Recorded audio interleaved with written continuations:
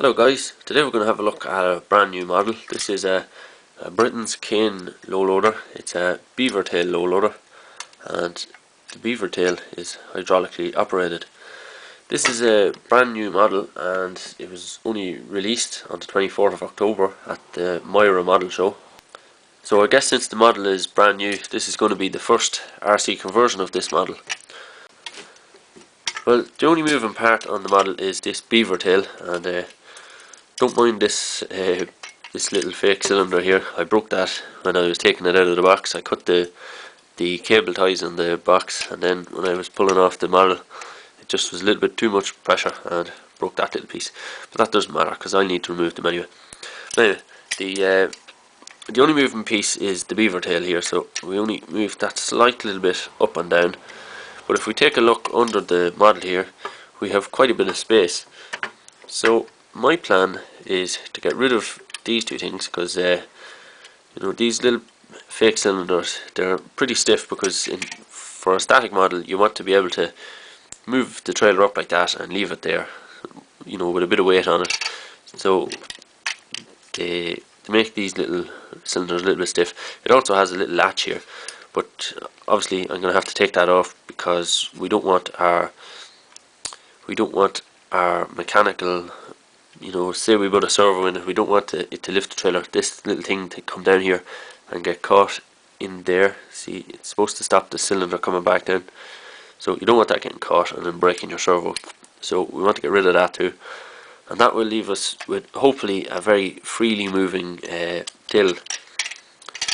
So if we look in here, we have a little mounting kind of post here, so the screw goes into a little post below. So you have free space from this bar here to the post here, which is around about probably the size of a single cell lithium battery. Put a pretty big one, I'd say about 850 milliamp hours, easily enough. Get it in there, and our electronics will have to go in there somewhere. Then up here, between this little post here and this post here, there is probably enough space for us to squeeze a servo in, and I know there's not a lot of room for the arm to move there, but our model doesn't actually move all that much. There's not a huge amount of distance needed to achieve that movement.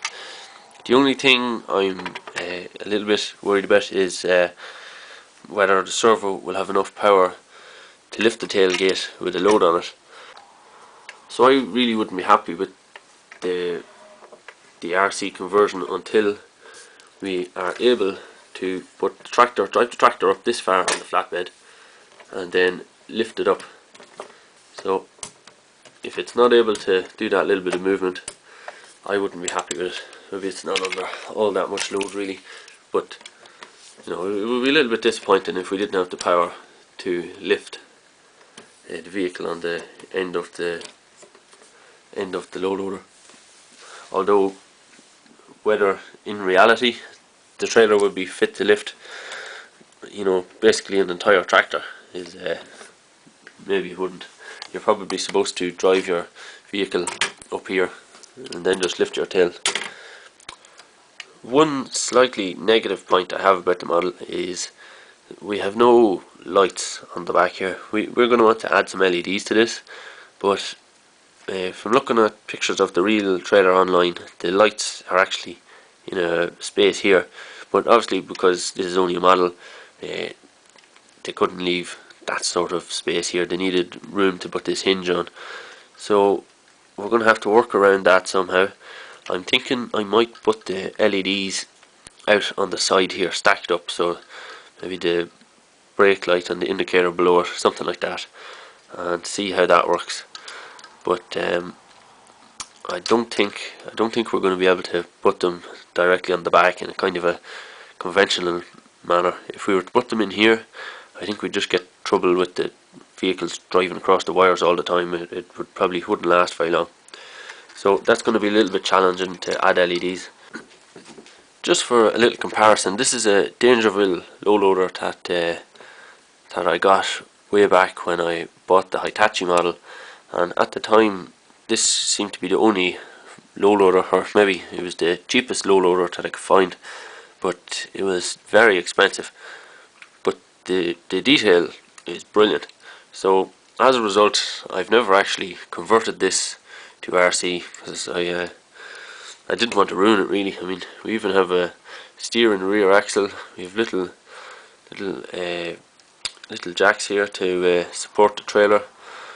Everything on it, there's lovely detail everywhere. The little wood effect plastic. So I never really had the heart to start hacking into that one to add radio controls. But had this been available at the time, I would have jumped at the opportunity to buy this. This was €20.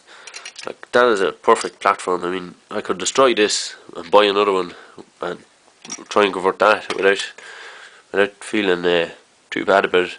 But this, on the other hand, I'd be pretty disappointed if I ruined this model. It's a very nice model. Okay, so the first thing I'm going to do is just get rid of these little cylinders and try and free up the tail so that we can get adding our little connection rods. Okay, so here's our little cylinders removed and the little locking mechanism, so we can just throw them into our parts bin. Maybe we'll have use for them later, who knows. And now we have a lovely smooth action. It is pretty much perfect, and we can use these mounting holes here to mount our mechanism that's going to attach to our servo. So I'm going to use a couple of these pretty big paper clips to kind of quickly make up a little bracket to see what way our servo is going to work. Okay, so just added a little bar here connected into the two fixing posts here, and remember our servo is going to be in this space here. So just a little bar that we can push and pull to raise and lower the beaver tail of the trailer. So nice and simple. And now we just need to make something to connect to our servo. I'm going to try one of these Tower Pro servos. This is one I got from IC Station. So I'm going to try and fit that in there somewhere with the arm coming up, and we'll try and connect our arm to that somehow. So to mount our servo, we need to see how much space we have in here. So let's just take off the whole chassis here. We have two screws, and hopefully it will all just fall apart then.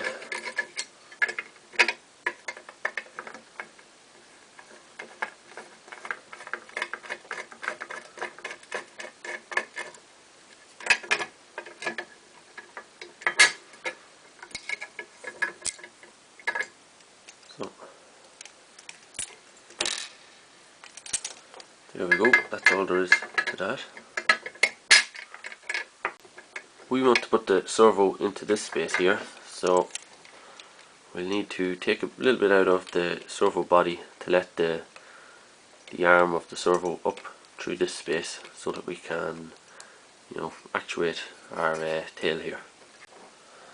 Okay, so I cut this little mounting post off this side so that now it fits in between the two bars, and we have our arm sticking out here. So we're going to need to cut off this little bit of a fake coupling for a fake leaf spring. So we just need to square that off so that we can move our arm just a little bit further. Just we don't really need to, but it'll give us a little bit more comfort for setting up the servo. The other thing, we can't get the trailer down, or the chassis back on the bed of the trailer, because the servo underneath this now is hitting this bar running across here, but that is going to work in our advantage if I can mill this out properly, or if I can cut the slot in it properly. I can cut a slot in here so that when this servo goes down, it's fixed in place on these sides by the little bars on the chassis here. So here and here, that's going to fix it from moving this way. And if I cut the slot properly here, that should stop it moving up and down, because it can't move like that. There's not enough space. So if I cut the slot here properly, we should be able to fix the servo completely in without needing to add any mounting screws or any glue or anything like that. We just screw this on with using this mounting post. That'll tighten the servo down, it won't be able to move, and hopefully then we'll have achieved our actuation of the bed. There's always the possibility that the servo won't be fit to lift this. We'll just have to try it and find out. I've ground out this little section out of this strengthening piece here. So now if we put our servo in here and position everything back on top, our chassis is back down. Well, obviously it needs to be screwed down, but it's back in exactly the place where it's supposed to be, and our servo is absolutely rock solid in there. So this looks like it's going to work pretty perfect. Now I just need to take this section out of the chassis now, and we should be able to test out whether this is actually going to lift the bed or not, or lift the tail or not. Okay, so we're all set up now. I'm using the half pipe trailer over here, so I'm just using the battery of it to power an Arduino here, and the usual servo testing circuit is all I have. So you can see our mechanism is able to move up. So I had to cut the end off the servo arm here and use one of the lower mounting holes on the servo arm, because the servo wasn't strong enough at the very outreach of its arm to lift the trailer up and down, or to lift the tail up and down. So now we are using one of the we're actually using the furthest in connection on the servo arm, and the little bar runs out under the axle of the trailer here, or under the axle of the rear wheels here, and out over here. So this is obviously moving around a lot now because it's under, there's nothing to fix it in place, so you can see that's moving there, right? So what I'm going to do is mount something in between these two holes to fix it here, and I'm also going to mill away a slot in this arm here to try and let both a bit of pressure off the servo when it's at its extremes, and to kind of hold the little arm in place so that it's not moving around too much, it's not able to bend too much. So it's going to be fixed in a slot here, and I'll put something here between these 2 points so that it can only, so that this bar pretty much stays straight the whole time. And I can open up the, I'll open up the bottom of the trailer here and show you the connection to the servo. Okay, so here's another servo arm for comparison. So I'm obviously using the innermost circle here, and I've cut away the rest of the arm so that we're just using the smallest little piece. So obviously when the longer this is, the more force you're going to need, or the more torque you're going to need to turn it. So if you're connected at the very outmost, because of the leverage of the arm here, you're going to need more torque to turn it. In here it's a smaller lever, less torque needed to move the load. So that's why I've done that there. I'm pretty happy with this servo setup now. I have my little servo arm here is connected to this silver bar. It's running inside a little bit of tube like this. I think this used to be the tube that strengthened the antenna on an old RC car. So I just got that, put the little bar in the middle of it, just like that. And the reason for that was to try and stop this bit of the bar just bending up when the trailer reached the top of the thing. You know, when the trailer was up as far as it could go, I didn't want it bending the bar, so the little bit of plastic just strengthens it a little piece. I also tapped this hole to M3, put a little bolt in to hold this little bit of a clamp that I've made there. So I'll power it up and show you what it's like. Okay, so here's our trailer set up here, and if we turn our control, we can lift the tail up and down.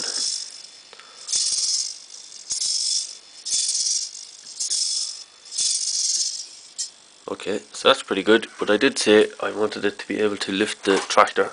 So let's add the tractor. And there we go.